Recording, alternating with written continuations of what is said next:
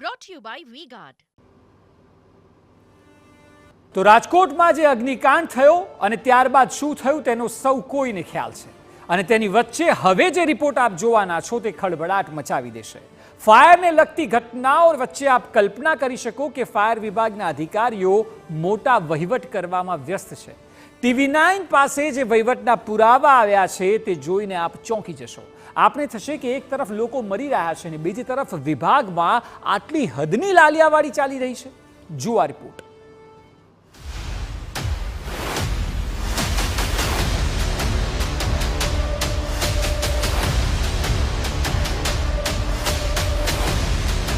Fire વિભાગનો સૌથી ચોંકાવનારો report.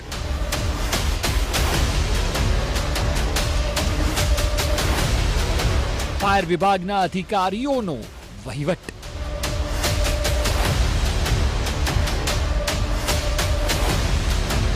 અધિકારીઓની કરતૂતના પુરાવા.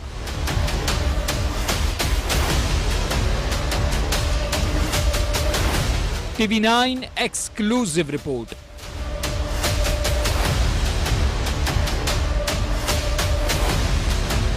રાજકોટ અગ્નિકાંડ સર્જાયો ત્યારબાદ સરકાર દ્વારા અલગ અલગ જગ્યાઓ પર ફાયર એનઓસીથી લઈને સેફટીના પ્રમાણને ચેક કરવામાં આવી રહ્યા છે. પરંતુ એવું લાગી રહ્યું છે કે જાણે દીવા તળે જ અંધારું છે. આવું એટલા માટે કારણ કે આ રિપોર્ટ આપ જેમ જેમ જોશો તેમ તેમ ખ્યાલ આવશે કે કેટલી હદની ઘનઘોર લાપરવાહી ચાલી રહી છે. પર્દાફાશ નંબર 1, અધિકારીઓ અને એજન્ટોની મિલીભગત. ફાયર વિભાગના આ અધિકારીને જુઓ. નામ છે VR સોલંકી. તેઓ ફાયર ઓફિસર તરીકે ફરજ બજાવે છે. અમે આપને આ મહાશયની એક એજન્ટ સાથેની ટેલિફોનિક વાતચીતને સંભળાવીશું, જેમાં તેઓ પરમિશન આપવાનું સેટિંગ કરી રહ્યા છે. આ માટે જેણે રૂપિયા આપ્યા તેના રૂપિયા લેપ્સ થયા અને પછી સાહેબ શું સમજાવી રહ્યા છે જરા એ સાંભળો. જે પૈસા લેપ્સ થઈ ગયા હવે એને ફરી પરમિશન નથી. એ તો 100% આલવાની ને યાર. એમાં તો એની માણસ એ ખેલ પહેલો દિવસથી પાડવાનો. જો એ જે દિવસથી વહીવટી મંજૂરી આવે ને પેલો ચાવડા અને પેલી એકાઉન્ટ, આ 3 જણાએ બધું કર્યું. છેલ્લે સમજણ ના પડી. છેલ્લા 15 દાડામાં મેં 6 દરખાસ્ત તૈયાર કરી નથી. બીજું આજે હમણાં જ એક તૈયાર કરી છે એ આવી જાય જો કદાચ ડિસેમ્બરમાં તો એ મોટું કામ થઈ. સાંભળ્યું ને? ગમે તેમ કરીને પરમિશન તો આપવાની છે. કેટલા વિશ્વાસ સાથે કહી રહ્યા છે. આપને આ ક્લિપ સામાન્ય લાગી હોય તો હવે સૌથી ચોંકાવનારી વાત તેઓ કરી રહ્યા છે, જેમાં તેઓ એક વર્ષમાં 150 થી 200 કરોડ કમાવાની વાત કરે છે અને એ પણ આખો વહીવટ છે. સાંભળો. 2024-25 એટલે એપ્રિલ બરોબર છે, માર્ચ 2025 સુધીમાં આપણે 150-200 કરોડનું કામ કરવાનું. હવે જો પેલા લાઇટના ઘોડા છે એ તો પેલા લોકોને કરવાના છે, એમાં આપણને રસ નથી બરોબર છે. એ જ છે હમણાં. અને વોટર રેસ્ક્યુ આઇટમ છે તો એ પેલા શ્યોર સેફ્ટીને પેલો અમન છે ને એ લોકો કરે છે. હમણાં રાવલ સાહેબ આવી ગયા. મને તો પહેલી વાર મળ્યો તો રાવલ કોણ છે? કોઈ લાઇઝનિંગ કરે અમિત શેઠ.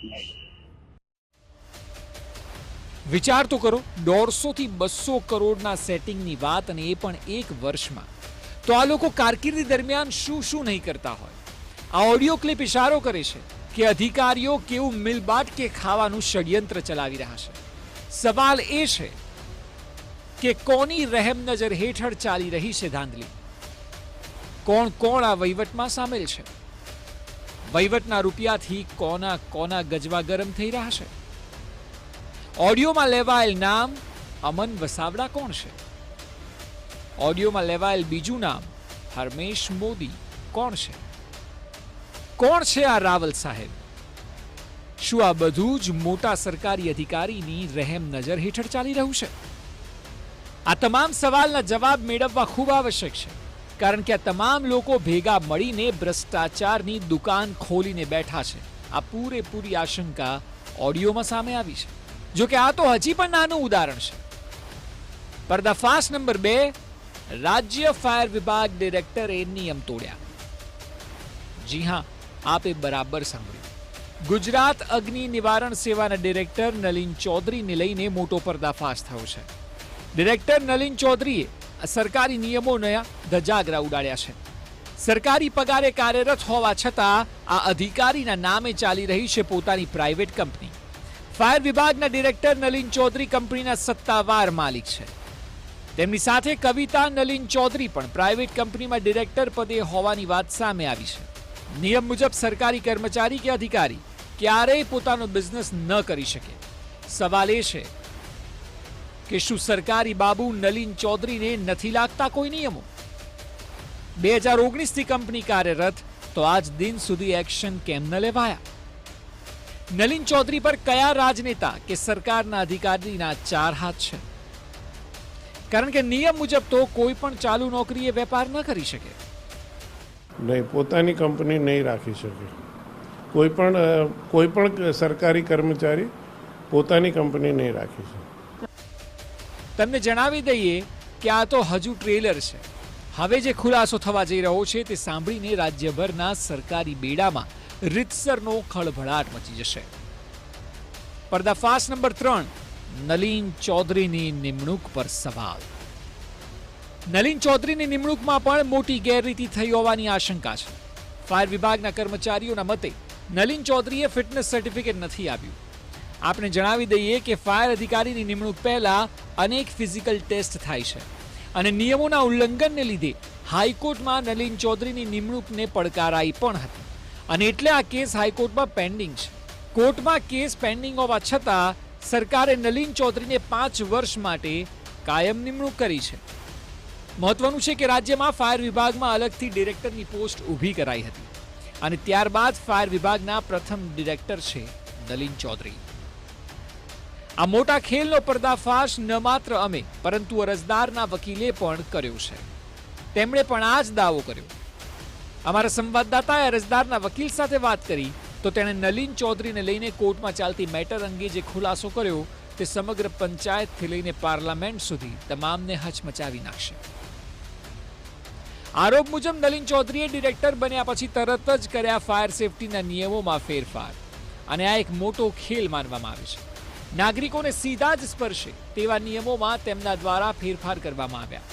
તેઓ દ્વારા ફાયર એનઓસી રિન્યૂ કરાવવાની સત્તાનું પ્રાઇવેટાઇઝેશન કર્યું હોવાનો દાવો પણ કરાઈ રહ્યો છે અને અનુભવ વગરના લોકો ફાયર સેફટી ઇસ્યુ કર્યાની પણ અનેક ફરિયાદો મળેલ છે. પહેલા ફાયર એનઓસી રિન્યૂ અથવા તો નવા બાંધકામની એનઓસી આપવાની સત્તા આરએફઓ પાસે હતી. અત્યારના જે આરએફઓ છે બધા સ્ટેટ ગવર્મેન્ટની અંડરમાં છે. અચ્છા, ફાયર સેફટી ઓફિસર જે છે, એફએસઓ જેને કહીએ છીએ, એ આખી જુદી જ રીતની પ્રથા દાખલ થઈ છે કે જે એન્જિનિયરિંગ બેકગ્રાઉન્ડવાળા હોય છે એ આ બિલ્ડિંગને, કોઈ બી બિલ્ડિંગને જેને એક વખત આરએફઓ દ્વારા અથવા ચીફ ફાયર ઓફિસર દ્વારા સર્ટિફાઈ થઈ ગયું છે, એના 3 વર્ષ પછી જો રિન્યુઅલ કરવાની આવે એનઓસી, તો એ કામ એફએસઓ કરે છે અને એ 2 વર્ષ માટે રિન્યૂ કરે છે. એટલે એમને જે બિલ્ડિંગ સોંપા ગયું હોય એટલે એમનો પ્રાઇવેટ બિઝનેસ જ થઈ શકે અને એમની ફરજ છે કે હર 6 મહિને એ બિલ્ડિંગમાં એક ટ્રેનિંગ પણ કરાવે.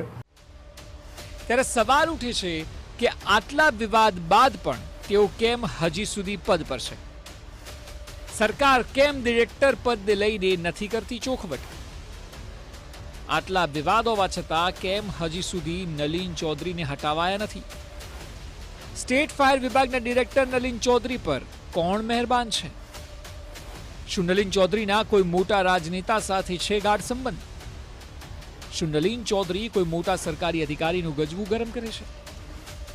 આ સવાલો ખૂબ ગંભીર છે પરંતુ સ્વાભાવિક છે, કારણ કે એક તરફ કર્મચારીઓ અને એજન્ટોની સાઠગાંઠની આશંકા અને બીજી તરફ નલિન ચૌધરીની નિમણૂક અને તેમના બનાવેલા નિયમો શંકાના દાયરામાં છે. આ સ્થિતિમાં સરકાર ભલે રાજકોટ કાંડ બાદ ફાયર વિભાગને લઈને ગતિવિધિઓ તેજ કરી રહી હોય, પરંતુ આ રિપોર્ટમાં ઉઠેલા પ્રશ્નો પર તપાસ નહીં થાય તો ખરા અર્થમાં દીવા તળે અંધારું જેવી જ સ્થિતિ કહેવાશે. લોકોના જીવ બચાવવાના ઉદ્દેશથી ફાયર વિભાગની રચના તો કરવામાં આવી હતી, પરંતુ ગુજરાતમાં જાણે ફાયર વિભાગ એ વહીવટદારોનો અડ્ડો બની ચૂક્યો છે.